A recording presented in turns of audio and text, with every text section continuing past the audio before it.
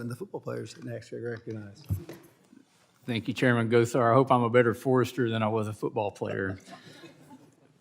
Again, thank you to the witnesses. There's so many questions I've got on this issue, but Mr. Wright, I want to start with you. Last year, had a chance to get out to Orange County and was with Representative Young Kim, and she had kind of a town hall meeting on wildfire. And I saw something there I've not seen in other places. There were people talking about not being able to sleep at night, worried about wildfire. There were people really with some serious concerns about their home, which may be the biggest asset they have, and not being able to get insurance on it.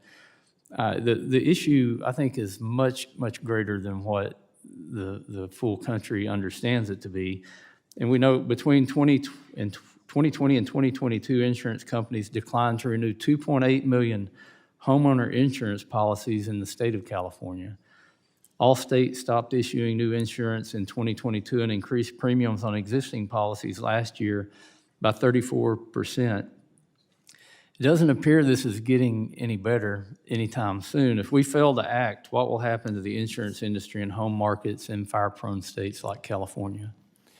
Yeah, so first of all, California's primary insurance problem deals with the regulations that have been in place, and they're on a pathway, presumably, to address those elements. And so much of what homeowners across the state, whether or not they have wildfire or not, they have that reality. Those are the companies that you've named in that space. What I can tell you is insurers are looking forward to a day by which the rate adequacy is in place, and they are focused specifically on what does a home look like that has addressed its risk? Has it narrowed the path of destruction? So if wildfire does come blowing in with embers, will they be able to land and extinguish before they move down the road? Homeowners are in that space where they want their home to survive, they want their community to survive, and they want it to be insurable. And I think the actions that we're talking about here address the fuel loads in the wildland and ensure that when fire approaches and it comes into the community, we're not seeing the conflagration of home after home lost. Yeah, and that I think of it as triage. We've got to address the wildland-urban interface. We've got to address transportation corridors, transmission corridors, watersheds.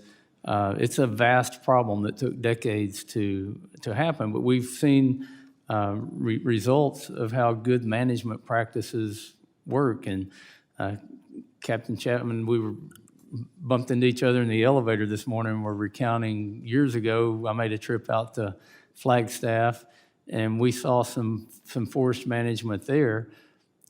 Can you describe the benefits of those thinning projects, and what kind of forest do you have left?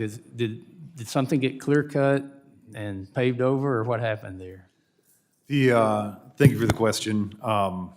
I think I can describe it well. Avoiding, we could easily talk about basal area and canopy cover, but the homesteaders in the Flagstaff area said they could take a horse and a carriage at a trot through the forest at all times. That's how open, and it was just full of these big fire-tolerant trees. It changed, and it filled in, and now we have hundreds of trees per acre. So exponential increase in density. We have proven over and over again, when we go in and we restore that natural structure and pattern of a fire-adapted ponderosa pine forest, that we can keep the fire on our terms.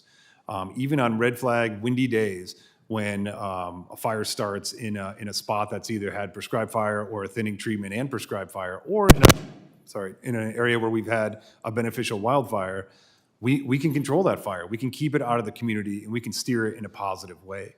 And keep the forest intact. And the forest stays healthy, exactly. And so really having all of those things in alignment is so important for us to protect our communities, protect our first responders, and get those treatments on the ground, and doing it in a cross-jurisdictional way, because as we've heard earlier, fire doesn't care if there's a fence line there, it's gonna keep moving. Yeah.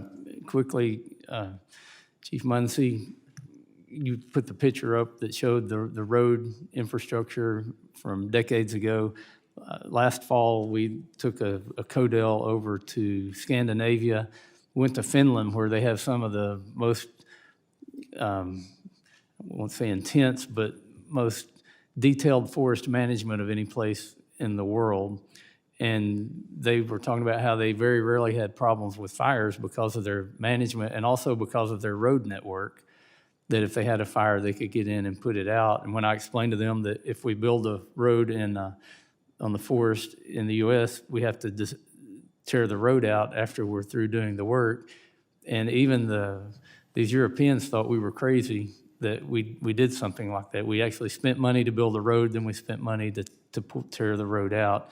And we know the roadless rule came into effect, probably targeting my friend Representative Beggich's Tongass forest. It was a way to keep harvest from happening in the Tongass, but it's affected the whole country. And I'm way out of time, but if Mr. Munsey would like to add anything about the roadless issue and how big of an issue that is on not being able to manage and to keep fires under control. First, I'm grateful for your leadership. I'm also grateful you haven't seen my CNN interviews. You're right. And after the line fire that burned through 50,000 acres, we can clearly see the cornrows where the old roads existed.